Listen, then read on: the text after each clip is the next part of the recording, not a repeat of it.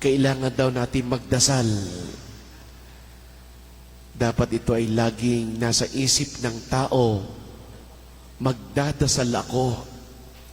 Magdadasal tayo. Mga igsoon ng Ebanghelyo karon, nagsulti ka nato sa pagkaanaa tali sa maayo o dautan sa atong kinabuhi sa usa ka forma sa sambingay. Atong gipamalandong kini nga sambingay mahitungod sa kinabuhi sa komunidad diin ang maayo o dautan kanunay nga magkasagol, magkasama raw sa buhay at hindi maiwasan ang masama at mabuti.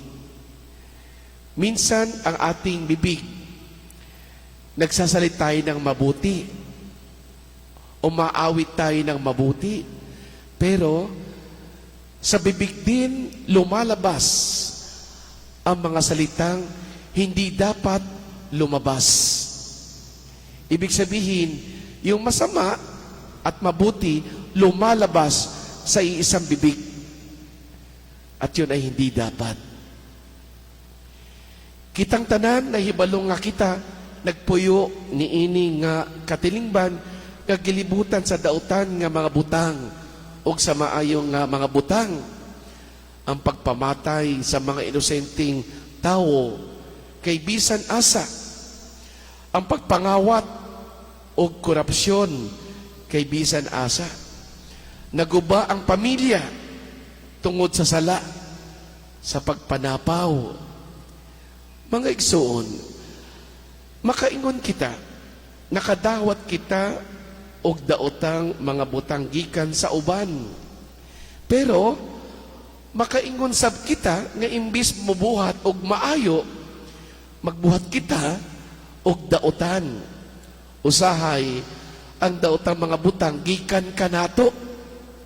Kita ang mga sagbot sa sambingay. Ang paghusay ni ini nga sitwasyon sama sa gisugyot sa sulugoon ingon og ang lohikal nga paagi. Gusto ba nimo nga kami muadto og mobira kanila? Apan ang tubag gikan sa itaas, mao ang walay katapusan nga pasensya. Ang Diyos naghulat hangtod sa katapusan gudlo sama sa usa ka maayong amahan alang sa posibilidad sa kausaban. Pasagdi sila nga magdungan sa pagtubo hangtod sa pag-ani. Gihatagan kita sa Dios og higayon nga magpadayon nga dili kuhaon ang kinabuhi sa makasasala. Wala daw tayong karapatan kunin ang buhay ng isang taong nagkasala. Sa ating buhay, ang taong nagkakasala, pinapatay. Dili ito ang gusto ng Diyos. Nagtuog gihapon kita nga usa ka adlaw ang mga sagbot manghimong trigo. Dapat maniwala tayo sa mga pagbabago na yung taong makasalanan ay magbabago. Kita nagtuo nga ang Diyos kanunay mutabang kanamo sa pagtubo sa gugma. Apan ayaw kalimot, adunay panahon sa paghukom nga moabot. Wag daw nating kalimutan na darating ang panahon, ang Diyos ay magbibigay sa atin kung ano ang dapat nating tanggapin ayon sa ating ipinamuhay. Sa panahon sa pag-ani, ang Diyos moingon sa mag-aani, kuhaa una ang mga sagbot at ihigot kini sa mga bugkos aron sunugon. Susunugin daw ang mga bagay na nakasisira sa plano ng Diyos. Apan, tiguma ang trigo sa akong kamalig.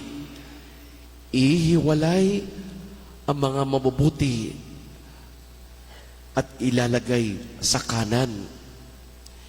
Mga isuon, ang gugma o kaluoy sa Dios mao ang tulid nga dalan aron masabtan kung unsa ang tinuod nga nagakahitabo dinhi sa kalibutan. Magkinabuhi kita nga adunay katuyuan. Paminaw mga igsuon diha sa basahon sa mga proberbio. Nag-ingon, daghan ang mga plano sa kasing-kasing sa tawo, apan ang katuyuan sa Ginoo mao ang mulampus.